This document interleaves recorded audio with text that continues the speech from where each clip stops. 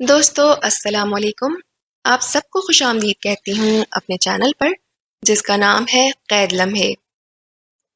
دوستو آج کی یہ خوفناک اور پراسرار کہانی شروع ہوتی ہے محسن سے، جو کہ ایک 8 سالہ بہت پیارا سا بچہ تھا اور اپنے والدین کی اکلوتی اولاد بھی تھی۔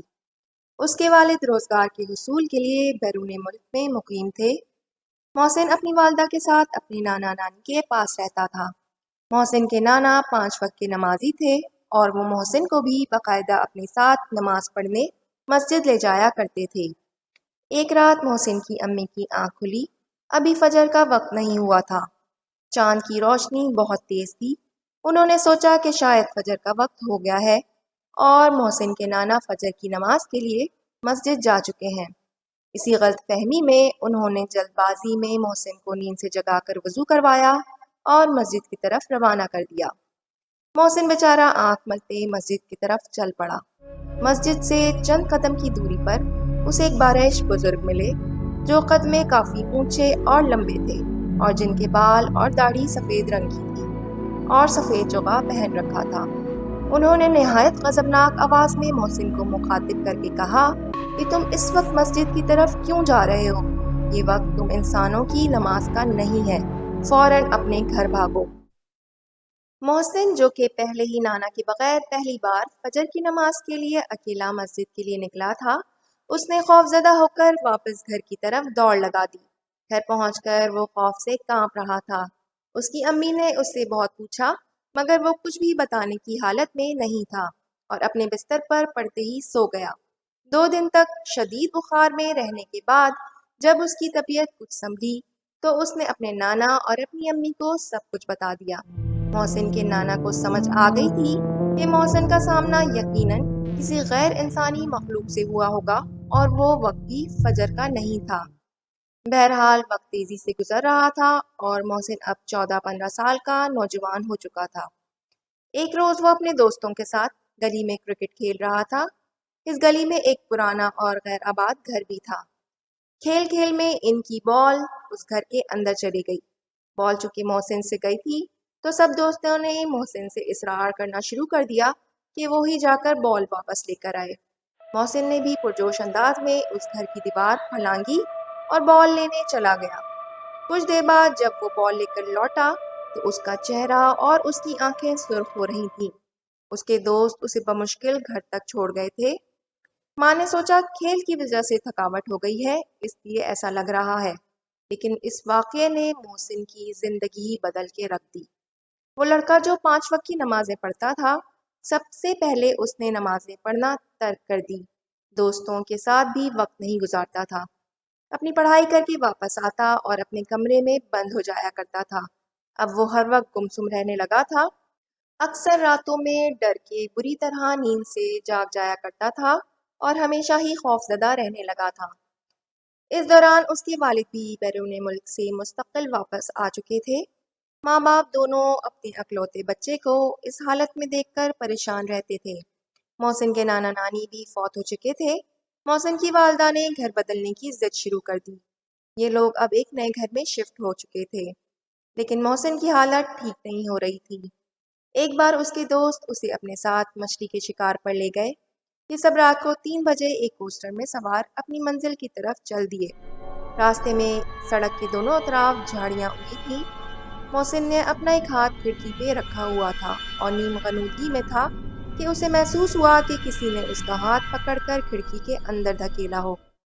محسن نے جھٹکے سے آنکھیں کھولی تو کوسٹر میں یکدم شور اٹھا اور اس کے جتنے دوستوں نے بھی کھڑکی سے ہاتھ باہر رکھا ہوا تھا ان سب کے ہاتھ ان جھاڑیوں سے زخمی ہو گئے تھے، کیونکہ ڈرائیور بے دھیانی میں گاڑی کو جھاڑیوں کے بہت قریب لے گیا تھا۔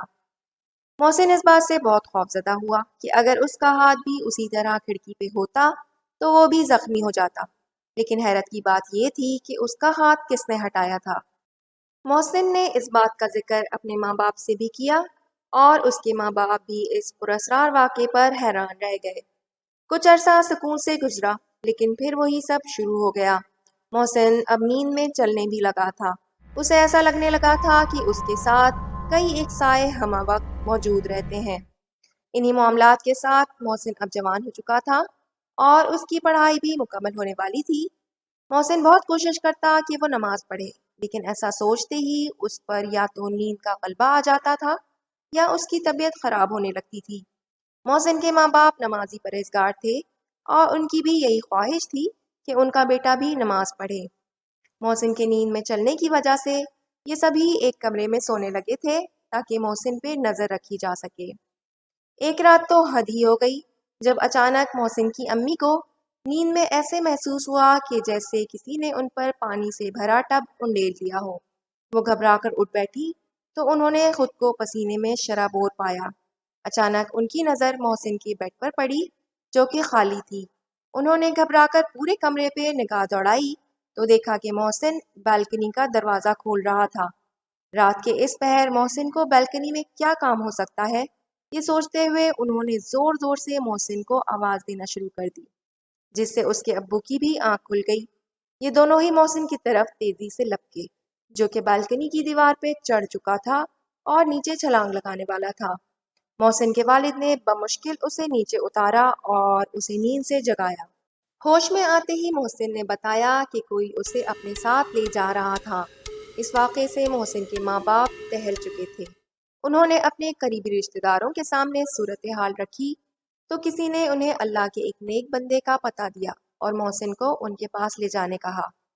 یہ لوگ محسن کو لے کر اس بزرگ کے پاس پہنچے تو شروع سے آخر تک تمام تفصیلات بتانے کے بعد ان بزرگ نے محسن اور اس کے والدین کو تسلی دی اور بتایا کہ محسن بیک وقت دو طاقتوں کے حصار میں ہے۔ ایک وہ جب اسے بچپن میں نماز سے محبت کی صورت میں نیک جن ملا تھا جس نے اس کی حفاظت کی اور اسے گھر بھیجا، جبکہ ایک شیطانی مخلوق جو کہ اس غیر آباد گھر میں مقیم تھی جہاں محسن اپنی بال لینے گیا تھا۔ نیک جن محسن کے نمازی ہونے پر بہت خوش تھا، اس لیے جب شیطانی مخلوق نے محسن کو اپنے زیر اثر لیا تو وہ ہمیشہ محسن کی مدد کرتا تھا، اور یہ کہ اسی نے محسن کو ان جھاڑیوں سے زخمی ہونے سے بچایا اور محسن کی ماں کو اس رات نیند سے جگایا تاکہ وہ محسن کو بالکنی سے چھلانگ لگانے سے بچا سکے۔ ان تمام باتوں کے بعد بزرگ نے محسن کو اپنے ساتھ وضو کروا کر نماز پڑھوائی اور بہت سے وظائف و عملیات بتائے جو کہ محسن کو خود کرنے تھے۔ بزرگ نے محسن کی خود بھی بہت مدد کی۔ محسن بھی ان معاملات سے تنگ آ چکا تھا اور نارمل لائف جینا چاہتا تھا۔ اس نے منوعاً وہ تمام وظائف و عملیات کیے جو اسے اس بزرگ نے بتائے تھے۔ کچھ عرصے میں ہی محسن کی حالت بہتر ہونا شروع ہو گئی۔ اب وہ 5 وقت کی باقاعدگی سے نمازیں پڑھتا تھا اور کسی بھی حال میں نماز نہیں چھوڑتا۔ محسن کی پڑھائی بھی مکمل ہو چکی تھی اور وہ اچھی جاب بھی کرنے لگا تھا۔ وہ واقعات محسن کے ساتھ پھر کبھی نہ ہوئے۔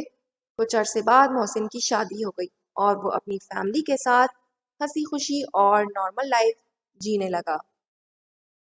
دوستو، آپ کی زندگی میں آپ کے ساتھ یا آپ کے اپنوں کے ساتھ کوئی خوفناک واقعہ پیش آیا ہو اور آپ ہمارے اس چینل کے ذریعے وہ واقعات سب دوستوں کے ساتھ شیئر کرنا چاہیں تو ہمیں کامنٹ کر کے آگاہ کریں۔ آپ چاہیں تو مجھے انسٹاگرام اور فیس بک پر بھی فالو کر سکتے ہیں، جس کا لنک آپ کو ڈسکرپشن میں مل جائے گا۔